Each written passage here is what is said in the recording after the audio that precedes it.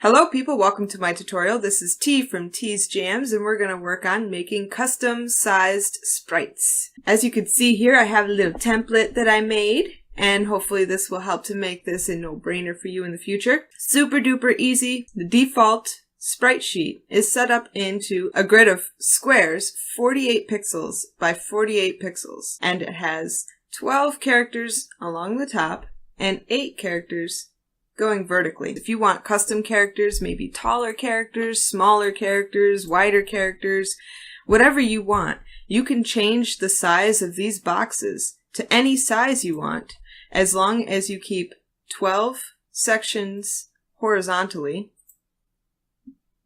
and 8 sections vertically. This is for a full sprite sheet, and when you name your file, you just give it whatever name you want, .png, and it will work in your engine. Now if you want to do a single sprite sheet, say you only have one character and you want to cut down on your file sizes for your deployment, you could do a single character sprite sheet. The same method applies. The default is 48 by 48, but you can change that to anything you want. Just make sure to preface the file name with a $sign. That will ensure that the selection box is the correct size for either one of these formats. I want to mention also this is for moving characters, animal NPCs, pets, human NPCs, and of course your own characters, your party members. If you're making an inanimate object, you would put a exclamation mark in front of your file name. So if you have a full sprite sheet like this, you'd just put an exclamation mark, then your file name, .png. If you have a single sprite sheet like this, you would use exclamation mark, $sign, filename, .png. Let's see this in action. Here I have a sprite sheet for a sprite that's a bit taller than the default. It's 48 by 72.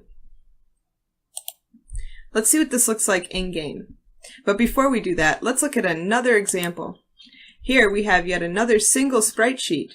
And this is quite a bit wider than it is tall. And you'll notice that the bottom is empty. You don't need to fill the entire sprite sheet, although this is the downward facing row. So if you want your sprite to face a different direction, you'll want to put it in a different section of the sheet. I believe this is downward, right, left, and up. Let's see what this looks like. Here's our custom sprite. Doesn't he look fabulous? And over here is our other sprite. Let's take a look.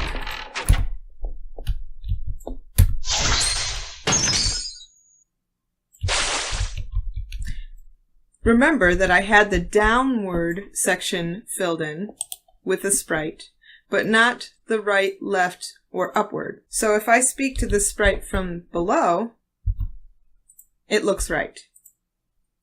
Do you want to hear a song? Why, yes I do. Now if I look at the sprite from any other direction, it'll disappear because it's trying to pull an image from the other sections. The program that I use to make sprite sheets is called GIMP, and it is available for free online. If you Google GIMP, you'll be able to find it and download it for yourself. It has a lot of useful tools. For instance, you can see what your canvas size is if you go to Scale Image. This canvas is 288 pixels by 200 pixels. Also, you can create a grid to evenly space your sprites. You can configure that grid if you want to change the size. Well, that's it. Pretty simple, huh? I hope this tutorial was helpful to you, and in the future I plan on doing one on side view battlers, animation sheets, parallax sheets, and tile sheets. If there's something I missed, make sure to let me know in the comments below.